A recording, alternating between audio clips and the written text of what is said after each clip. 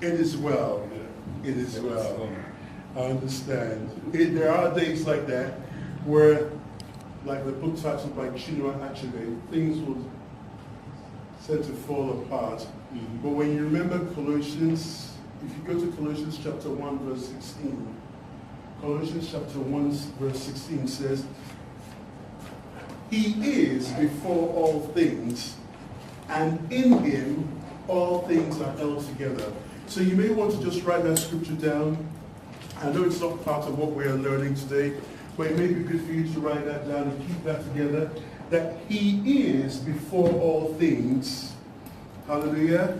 Because there are times whereby, for those of you who have noticed, the way and manner in which Pastor Samuel prays, it's rare for Pastor Samuel to pray and not make a biblical reference.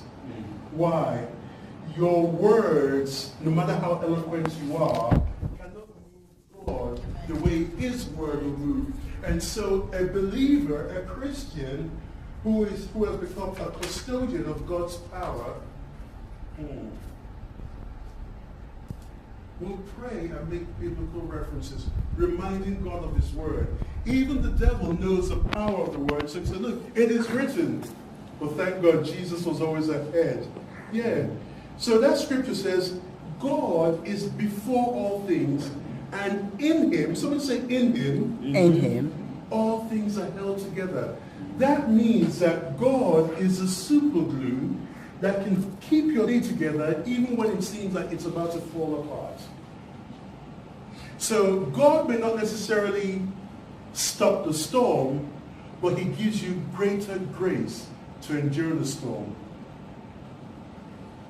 Can someone say greater grace? Greater grace. Greater grace. Greater grace. Yes. And I emphasize greater grace because grace has different levels. If you remember an example I gave about 4 weeks ago, Esther and Elijah, they both start with alphabet E, but they don't have the same grace.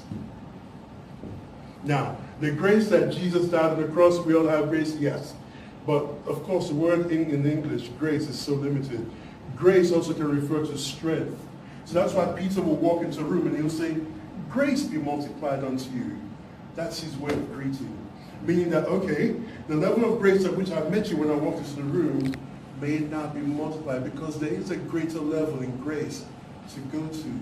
Yes. Yes. Elijah and Elisha, they even have more in common. Elijah. Elisha. They both start with E, end with A. They both have 3 syllables. But the grace that Elisha had was greater than that Elijah had. So that's why I emphasize the phrase, greater grace. According to Samuel Jonathan, whatever you do not develop cannot grow. You must develop the ability to pray.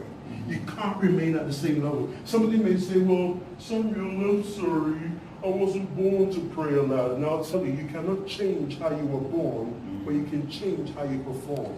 It's either you're going to hold on to that which you've always known, the old, or you're going to say, no, I'm ready for God to do a new thing in me, because in the book of Jeremiah, He said, behold, I will do a new thing. I refuse to get stuck with the doctrine of church and say, you know what, I'm sorry, you can't teach me any better. This is what I've known for the last 50 years.